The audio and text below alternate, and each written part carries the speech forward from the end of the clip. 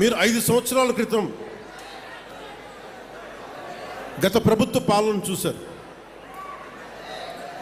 ఈ 5 సంవత్సరాల కాలంలో మీరు ఒకసారి జ్ఞాపకం తెచ్చుకుంటే మీకేం గుర్తొస్తే చెప్పండి. వాళ్ళు చేస్తుంది గుంతలున్న రోడ్లలో చేపలు పట్టడాలు, రోడ్లు వేయకపోవడాలు, కాలువలు మరమ్మతులు చేయకపోవడాలు, ఏదన్నా అడిగితే కేసులు పెడతారు. ఇలాంటి భయానకం వాతావరణం నుంచి ఈ రోజున హక్కుగా కోనసీమ జిల్లా మినీ గూడ్స్ యూనియన్ డ్రైవర్లతో సహా వచ్చి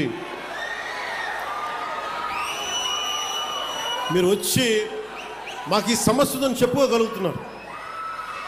నేను దానికి స్పందించగలుగుతున్నా.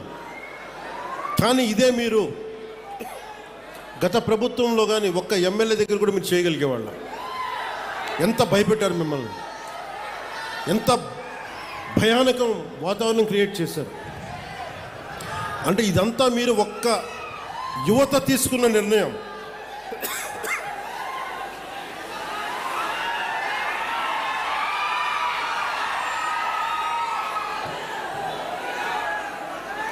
మీరు ఒక సరైన నిర్ణయం తీసుకొని ఒక సరైన కూటమి ప్రభుత్వాన్ని మీరు నారా చంద్రబాబు నాయుడు గారి నాయకత్వంలో, గౌరవ ప్రధానమంత్రి గారి నాయకత్వంలో కూటమి ప్రభుత్వాన్ని మీరు ఎంచుకోగానే ఇన్ని వేల కోట్లు మనం ఈ రోజున ఖర్చు పెట్టగలుగుతున్నాం.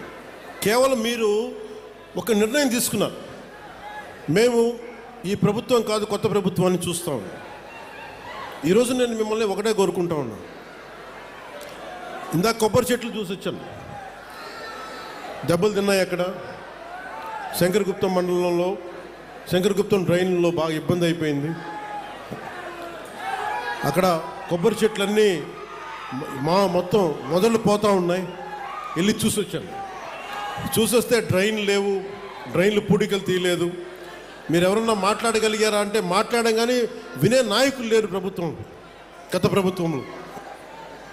ఈ రోజున నన్ను కానీ గౌరవ ముఖ్యమంత్రి చంద్రబాబు నాయుడు గారిని కానీ మీరు ఏమన్నా కానీ ఇది మేము ప్రజాస్వామ్యాన్ని నమ్ముతాం. మీకోసం ఒక మాట విని మీరు ఒక చిన్న పిటిషన్ ఇస్తే మేము తీసుకొని మేము దాన్ని సరిదిద్దడానికి ప్రయత్నం చేస్తూ ఉన్నాం. కానీ మనం ఏం వారసత్వంగా వచ్చినాయి మనకి అంటే అప్పులు, వాళ్ళు చేసిన దోపిడీ, ఏ విధి విధానాలు లేకుండా అనేక సమస్యలు వారసత్వంగా ఇచ్చేశారు. నేను ఇక్కడ మనకు కనిపిస్తున్న కోనసీమ కొబ్బరి సీమ ఇది. ఒక కొబ్బరి చెట్టు మనకి ఫలం ఇవ్వాలి అంటే కనీసం 8 నుంచి 10 సంవత్సరాలు పడుతుంది. పూర్తి స్థాయిలో దాని ఫలితం చూడాలంటే కనీసం 15 సంవత్సరాలు పడుతుంది. నేను ఈ రోజున మిమ్మల్ని అడిగేది ఎలక్షన్ ముందు అడగట్లేదు, ఇప్పుడే అడుగుతున్నాను.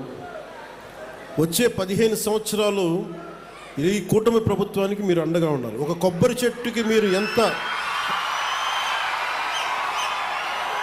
కొబ్బరి చెట్టుని పాతే అది 10 దశాబ్దం తర్వాత ఫలితం ఇస్తుంది. అలాగే మీరు పెట్టుకున్న నమ్మకం అన్ని సమస్యని రాత్రికి రాత్రి చేయటం కుదరదు. కానీ నేను మీకు మాటిస్తున్నాను, ఇక్కడ ఉన్న యువత అందరికీ మాటిస్తున్నాను, పెద్దలకి మాటిస్తున్నాను. నేను చాలా ప్రైమ్ ఏజ్లో వచ్చాను. నేను పాలిటిక్స్కి ఎర్లీ 30sలో వచ్చాను. నేను దేనికి వచ్చానంటే నేను ఎంతసేపు మనం జై హిందులు కొడతాం, మహాత్మా గాంధీ గారికి దండలేస్తాం, నేతాజీ సుభాష్ చంద్రబోస్ గారికి సెల్యూట్లు కొడతాం, దేశభక్తి అంటాం. కానీ వాస్తవంగా వచ్చేటప్పటికి సామాజిక బాధ్యత కానీ దేశం పట్ల భక్తి కానీ చూపించడానికి చాలా వెనకాడతాం. నేను ఎప్పుడు వెనకాడలా, ఒక అడుగు ముందుకేశాను. గెలుస్తానో ఓడిపోతానో, అసలు ఉంటానో పోతానో నాకే తెలియదు.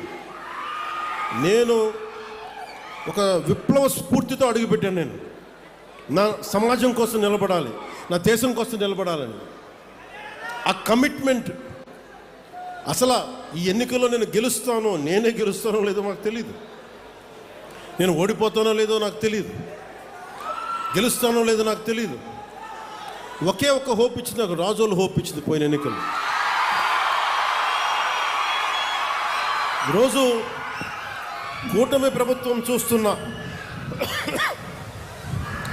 151 శాసనసభ్యులు కానీ 21 పార్లమెంట్ సభ్యులు కానీ వీటికి మూలం